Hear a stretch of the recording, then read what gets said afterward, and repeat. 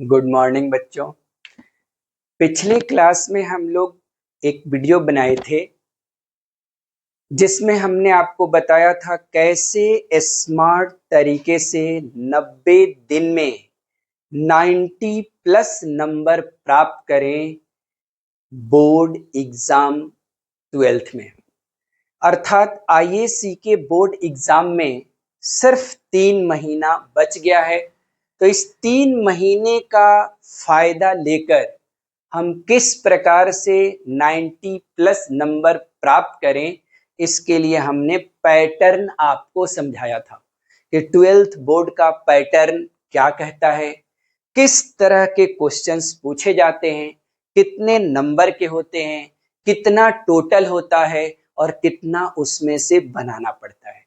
तो पहला वीडियो में आपने पूरे पैटर्न को साफ साफ देखा था। आज उसी पैटर्न को कैसे प्राप्त करें, इस पर हम लोग प्लानिंग करेंगे कि इसका क्या प्लान करें, अपने रूटीन को कैसे ठीक करें कि हम लोग कम से कम मेहनत से ज्यादा नंबर ले सकें। इसके लिए देखिए, किसी भी प्रोग्राम को अगर आपको सक्सेस कराना है तो उसमें प्लानिंग का अजब रोल होता है, गजब ही प्लानिंग होती है और उससे हम बहुत आसानी से स्मार्ट तरीके से एक सिस्टम के द्वारा उस नंबर को प्राप्त कर लेते हैं। तो आज हम आपको 12th बोर्ड का प्लानिंग समझाएंगे जो सिर्फ 90 दिन का होगा और 90 प्लस नंबर देगा। इतना बेहतर प्लान है। चलिए, तो इस प्लान में सबसे बड़ी चीज क्या है कि हम लोग जो पैटर्न को समझे थे उसमें बहुत अच्छा से समझ में आया था कि हमारे 6 सब्जेक्ट होते हैं, जिसमें 3 सब्जेक्ट प्रैक्टिकल ग्रुप का होता है, जिसमें फिजिक्स, केमिस्ट्री और बायोलॉजी आता है, और 3 नॉन प्रैक्टिकल ग्रुप होता है जिसमें मैथ, हिंदी और इंग्लिश आती है। क्लियर है क्या? तो उसमें हम लोगों ने देखा था कि नंबर हमारे को 2 तरीके से मिलता है, एक प्रैक्टिकल के थ्रू और एक थ्योरेटिकल के थ्रू। तो याद रखेंगे, दोनों में अलग अलग पास करना बहुत जरूरी है, क्योंकि नहीं अगर पास करते हैं तो रिजल्ट रुक सकता है। इसलिए ध्यान दें, पहला इंपॉर्टेंट इंफॉर्मेशन आपके लिए कि प्रैक्टिकल में अलग से पास होना होता है और थ्योरेटिकल में अलग से पास होना होता है। अब आपका सवाल होगा कितना नंबर? तो सुनिए, 30 नंबर का प्रैक्टिकल होता है जिसमें आपको निश्चित रूप से 12 नंबर लाना होता है। तो सभी लोग कहेंगे सर ये तो बड़ी आसानी से आ जाता है। बिल्कुल सही बात है। तो थ्योरेटिकल के 70 नंबर में आपको 21 नंबर पास मार्किंग होती है। मतलब प्रत्येक सब्जेक्ट के 70 नंबर के थ्योरेटिकल में 21 नंबर अनिवार्य है। ये ध्यान देंगे, बिल्कुल एकदम क्लियर होना चाहिए कि प्रत्येक सब्जेक्ट में थ्योरेटिकल और प्रैक्टिकल अलग अलग है, दोनों में पास होना अनिवार्य है। प्रैक्टिकल के 30 में से आपको मिनिमम 12 अंक लाना होता है और थ्योरेटिकल के 70 में से मिनिमम आपको 21 नंबर लाना अनिवार्य रहता है। क्लियर हुआ? चलिए, दूसरे कि हम किसी भी काम को सफल बनाने के लिए हमारी प्लानिंग बिल्कुल स्मार्ट होनी चाहिए, बिल्कुल एक अलग तरीके का होना चाहिए और हर एक स्टूडेंट के लिए ये प्लानिंग वैरी करना चाहिए, अलग अलग होना चाहिए। हम आपको एक जनरल प्लानिंग बता रहे हैं, अगर उसमें कहीं से भी आपको दिक्कत हो तो आप हमारे 20 साल के एक्सपीरियंस का फायदा ऑफलाइन ऑनलाइन दोनों तरीके से उठा सकते हैं। अब सबसे पहला चीज क्या होना चाहिए प्लानिंग के अंदर कि आपके पास प्रैक्टिस बुक, गेस क्वेश्चन और तीसरा सैंपल पेपर निश्चित रूप से होना चाहिए। अगर ये सब नहीं है तो आपको फिर पटना साइंस एकेडमी के साथ, अभी आपने देखा होगा कि क्रैश कोर्स में प्रैक्टिस के लिए अलग से व्यवस्था कराई गई है, उसके साथ जुड़ना पड़ेगा।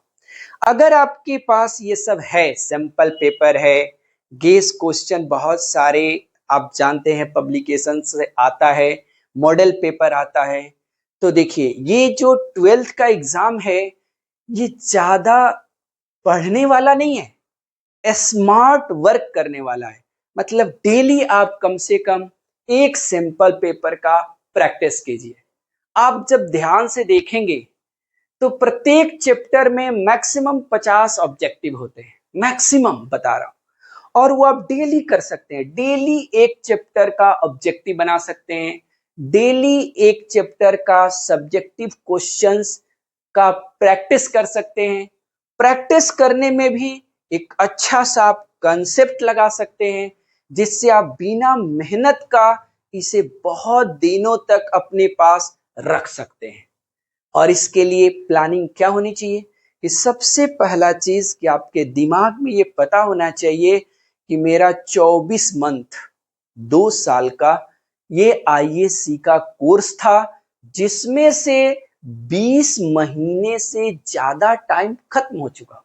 मतलब अब मेरे पास जो समय है वो काफी कम है और मुझे स्मार्ट वर्क करना अनिवार्य है। जैसे ही ये दिमाग में बार बार आप रिपीट करेंगे कि हमारा 20 मंथ से ज्यादा समय जा चुका और सिर्फ 3 महीने की तैयारी से मुझे 90 प्लस नंबर लाना है, ये बार बार जब अपने दिमाग में इस चीज को रिपीट करेंगे तो आपको ऐसे ही एक अलग से अंदर से ऊर्जा आएगी, क्योंकि आपका पैटर्न बिल्कुल क्लियर है कि हमारी परीक्षा का पैटर्न सरकार इतना आसान कर दी है कि अगर हम डेली अपने हर सब्जेक्ट के एक चैप्टर के क्वेश्चन को सिर्फ प्रैक्टिस करें, सिर्फ 2 से 2.5 घंटे के अंदर एक नजर से देखें, तो एक भी क्वेश्चंस हमारा नहीं छूट सकता है। और वो क्वेश्चंस कैसे होंगे? जनरल बुक के नहीं होंगे, गेस क्वेश्चन के हो सकते हैं, वो मॉडल पेपर के हो सकते हैं, सैंपल पेपर के हो सकते हैं, या फिर पटना साइंस एकेडमी का जो गेस क्वेश्चन आता है उससे आप प्रैक्टिस कर सकते हैं। बिल्कुल आपका एक भी क्वेश्चन नहीं छूटेगा और 100 में 100% का आपका क्वेश्चन सॉल्व होगा और आपको एवरेज 90 प्लस नंबर आएगा ही आएगा। दूसरी चीज है कि आप इस प्लानिंग को कैसे अचीव कर सकते हैं।